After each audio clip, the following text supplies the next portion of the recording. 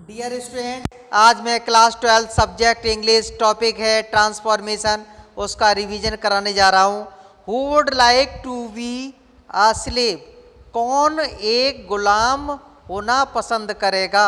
Assertive बनाना है। मैंने बताया था जिन वाक्यों में एसर्टिव से इंट्रोगेटिव या इंट्रोगेटिव एसर्टिव होते हैं, जैसे ये होता है ये इंट्रोगेटिव बन दिया है, हु दिया है, हु के साथ अगर नॉट दिया होता तो ये वाक्य नेगेटिव होता, तो हम बनाते एवरीबडी से।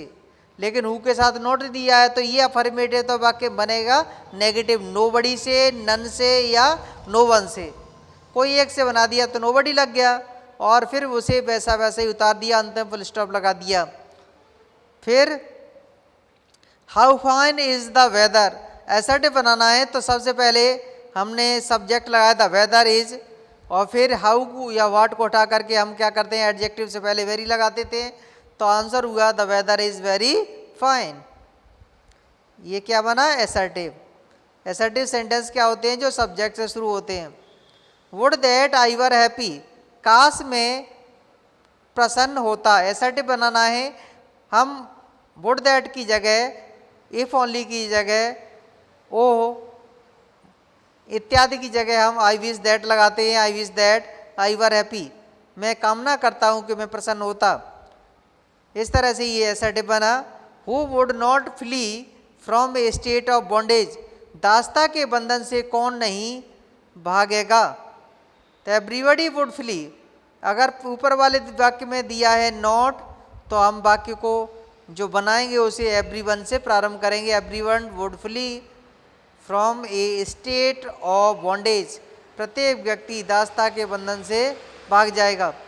Who does not know M K Gandhi, कौन महात्मा गांधी को नहीं जानता है? एसर्टिव बनाना है, इसमें नॉट आया तो भी एवरीवन से एवरीवन, और ये प्रेजेंट इंडेफिनिट का वाक्य है तो ऐसे ये से लग जाएगा नोज एम के गांधी। इस तरह से ये सेंटेंस हुआ। Their glory can never fade, उनकी शान को कभी नहीं बुलाया जा सकता।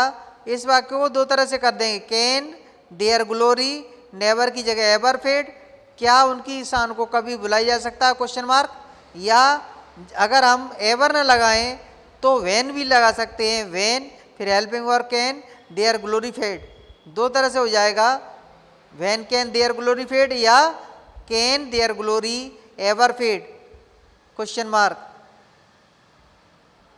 सातवां है everybody likes to be prosperous, प्रत्येक व्यक्ति संपन्न होना चाहता है। Who does not like to be prosperous, कौन संपन्न होना नहीं चाहता? इसे क्या कर रहा है? इंट्रोगेटिव करवाया गया है। ब्रूटस लव्ड सीजर, इसका नेगेटिव कराया गया है, तो Brutus did not fail to love Caesar. ये क्यों हुआ? ये जब सेकंड फॉर्म दी होती है तो नेगेटिव बनाते समय डिड नॉट फेल का प्रयोग करते हैं, और दी हुई मेन वर्ब जैसे लव्ड दी है, ये मेन वर्ब है, उसे इन्फिनिटिव में चेंज करेंगे तो क्या होगा? फर्स्ट फॉर्म से पहले टू लगाने पर इन्फिनिटिव बनता है, तो Brutus did not fail to love scissor.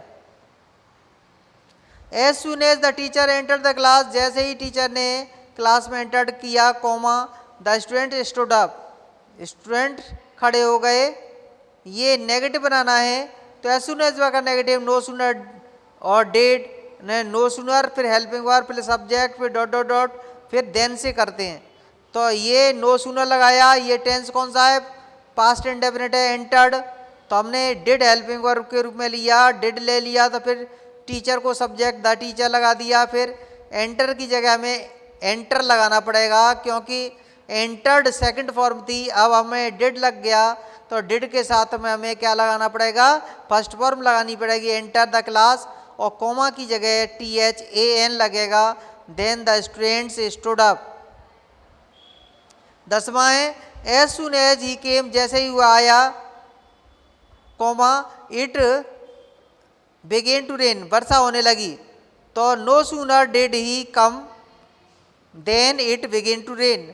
इस तरह से ये वाक्य भी अफर्मेटिव से नेगेटिव बना, क्योंकि एज सुन एज वाले को नेगेटिव बनाने के लिए क्या है? नो सूनर देन की जरूरत होती है। Thank you.